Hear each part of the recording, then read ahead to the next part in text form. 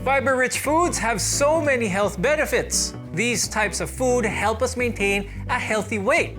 They also normalize our bowel movement, lower our risk of certain diseases like diabetes as well as some cancers, and ultimately, this helps us live longer. So what should be on our grocery list to up our fiber intake? On the program today, our guide to a high-fiber diet. I'm Dr. Freddy Gomez. Welcome to MedTalk Health Talk on CNN Philippines.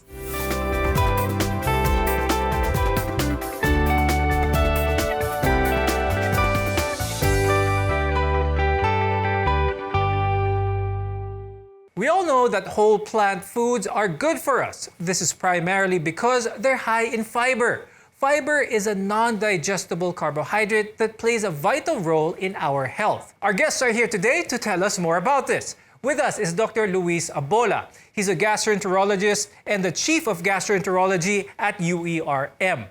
Also with us is Jake Brandon Andal. He's a registered clinical dietitian from the Philippine Society of Nutritionist Dietitians. We've mentioned a few of the benefits of having a high-fiber diet, but there's so much more to this. I'll start first with Jake. Can you tell us about some other benefits of having a high-fiber diet? Yung pagkonsumo ng fiber ay nakikita natin sa mga pag-aaral na madaming mga posibleng benepisyo.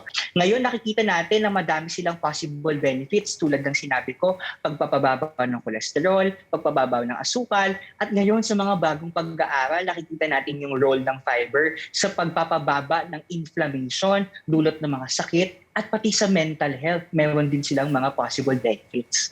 Constipation o yung paghirap sa pagdumi is one of the most common digestive problems. And when we're feeling constipated, the best advice we get is to eat high-fiber foods such as green leafy vegetables, maybe beans and some fruit, just to name a few.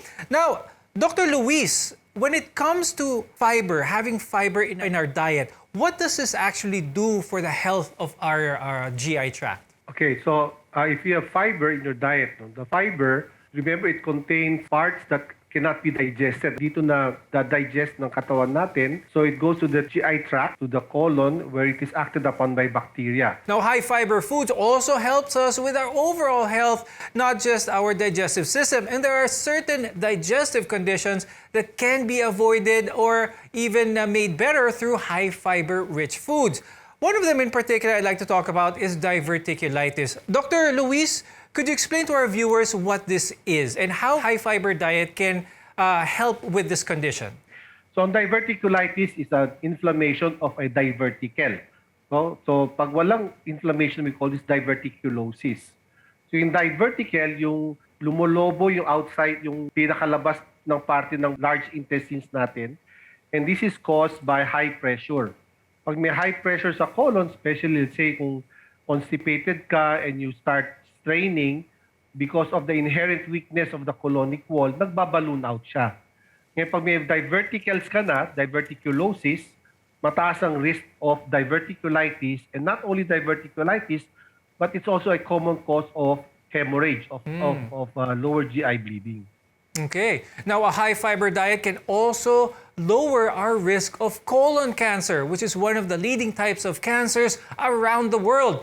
Dr. Luis, pag-usapan naman natin ito because I think it's important for Filipinos to know about the risk of colon cancer. What we've noticed also in the Philippines is that we are getting more colon cancer patients, and this is because we are transforming into a Western diet. No? We're eating less fiber and eating more meat, no, red meat especially. So, so I encourage my patients to have a high fiber diet. Now, there are other conditions prevalent in our country that fiber can help protect against. For one, a high-fiber diet can actually lower cholesterol levels. And according to studies, 1 in 2 Filipinos have high cholesterol. So there's a big chance na yung kasama niyong nanonood nito ay may high cholesterol. Jake, how does this work? Paano nakakatulong ang fiber sa pagpababa ng cholesterol? Kapag tayo ay kumukonsumo ng soluble fiber, ito ay parang nagiging gel-like structure sa ating sikmura. At itong gel-like structure na ito ay magpapaiwas ng absorption ng ating cholesterol. at yung ating bile na kinakailangan din sa pagsipsip ng cholesterol ay kanya ding pinipigilan yung function. So ibig sabihin, nagkakaroon na talaga ng pagbawas sa ating pagsipsip sa cholesterol. Tandaan natin na ang cholesterol, even if it is an essential nutrient, ay kinakailangan lang sa napakaliit na amounts dahil ang ating katawan ay may kakayahan na mag-resynthesize o gamitin natin yung ating inherent cholesterol. Kaya ang pangangailangan sa isang araw ay napakakonti. At kung titingnan natin yung ating dieta, kadalasan ito yung mga matataas sa processed foods na also mataas sa high cholesterol. Sa pagdami ng pagkonsumo ng cholesterol sa pagkain, maaaring ito ay magdulot din ng pagtaas ng cholesterol sa dugo. At dito papasok yung role ng fiber doon nga po sa pag-iwas ng pagsipsip nito. Okay, and as just a reminder for our viewers, all of this, a good fiber diet, should work in conjunction with the maintenance medications that your doctor gives you. Now, a high fiber diet can also help control blood sugar levels. Here in the country, ang dami nating Filipinos na merong diabetes. Over 6 million Filipinos at that. And many more are actually pre-diabetic. Dr. Luis, could you explain to our viewers a little bit how having a high fiber diet can help those, especially those who are pre-diabetic? So it prevents the absorption of cholesterol as well as glucose so that you do not get an increase of your blood sugar. So it's still the same mechanism as mentioned in preventing the absorption of cholesterol. Okay. Now, for those of you looking to shed those extra quarantine pounds naman, high fiber foods are known to help with weight loss. Jake, how do these foods affect our weight? Naku, ito pa yung isa din sa mga wonders of fiber because, again, like what I mentioned earlier, when we consume fiber, nagbibigay siya ng bulk sa ating pagkain. And that bulk can actually promotes early satiety or madaling pagkabusog. So if we will compare two plates, one having your standard ulam and then white rice versus a plate with brown rice and then your high fiber vegetables and fruits, makikita natin na mas nakaka-induce ng pagkabusog yung may mataas na fiber. Dahil nga nagbibigay siya ng bulk na iyon. Now, we've been talking about a high fiber diet for those who have certain conditions, high cholesterol, hindi masyado maganda ang blood sugar, but a high fiber diet can actually also benefit those with no problems and who are considered normal.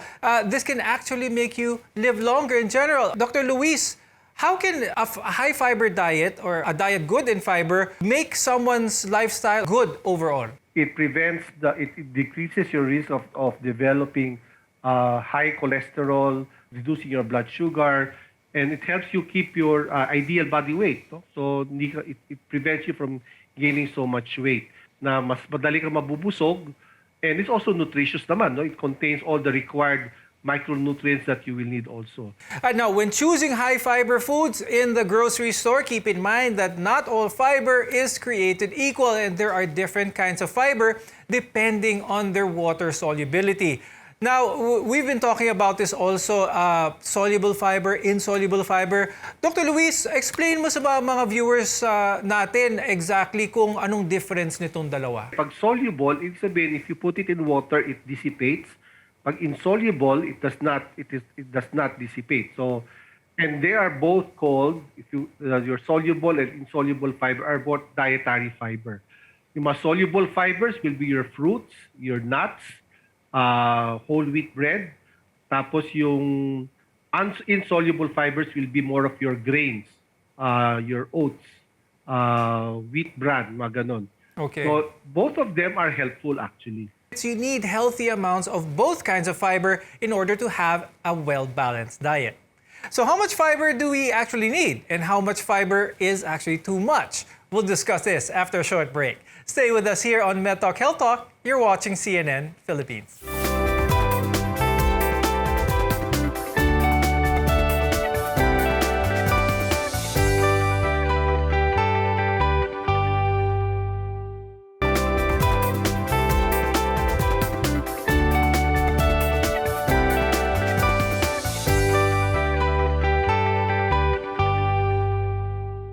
I'm Dr. Freddy Gomez. Welcome back to MedTalk Health Talk. We're your partner in healthcare. High fiber foods can improve your overall health, but many fall short of the recommended amount each day. And although rare, too much fiber can be harmful to your health. On MedTalk Health Talk, we'll guide you in getting the fiber you need. Now, Jake, gaano kadaming fiber ang recommended in a day? Kung titingnan po natin yung mga current recommendations of different medical societies, some are postulating that we need 20 to 25 grams of fiber per day. Consuming 4 to 5 servings of fruits and vegetables, and also trying incorporating yung mga high fiber carbohydrate sources natin like brown rice and whole grains can actually easily make us achieve our requirements for dietary fiber per day.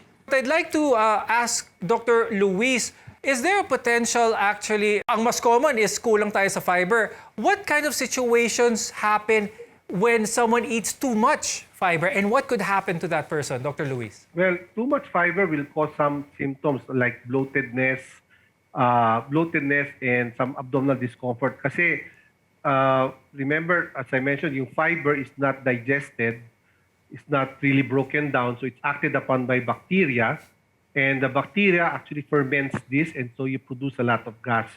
So yung mga iba may complain, no? Once they start taking fiber diet, they will start having bloatedness, abdominal cramps.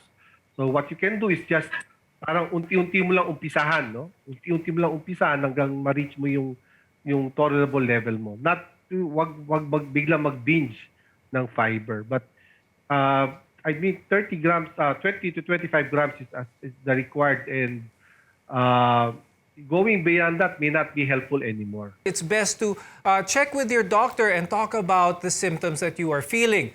Now, Jake, it's best always to get your fiber from your food, but how about for some people? Are supplements recommended in cases such as this? Would you recommend that? Yung too much fiber intake can cause constipation, gastric upsets. And just to add to the discussion, it can also decrease your mineral absorption, calcium and iron. So such as we see in patients with very high fiber intakes, nagiging anemic din sila and at risk for osteoporosis. Now, when do we observe too much fiber intake? We observe too much fiber intake for patients who take supplements without medical and nutrition advice from a professional. Bear in mind that these nutritional fiber supplements are concentrated. Some, the doses can already be 20 grams per serving. No? So if a patient would consume 2 or 3 times of that specific supplement, then the intake would be 3 times the recommended. So this is something that we try to make the patients avoid. Supplements are there. It can help patients for those who experience constipation and etc. But again, please seek advice from your gastroenterologist and your nutritionist dietitian before you take them, because they have specific ways to how to optimize the intake of this. And at the end of the day, fiber supplements will not replace the fiber that you will get from your fruits and vegetables. Okay, very good advice. Now, Dr. Luis, are there any situations, medical conditions, where a person cannot tolerate fiber? If this is the case, what is their options? Of course, if some people may have some intolerance to certain food products, let's say if you're intolerant to wheat products, so if you have what we call gluten sensitivity, probably what the best thing to do here is to determine what type of fiber that you can easily eat, because not all fiber containing products have gluten, and then take this on a regular basis. So if you're looking to add more fiber to your diet, we will review the best fiber choices when we return. We want to be your partner for a lifetime of good health. So stay with us on CNN Philippines.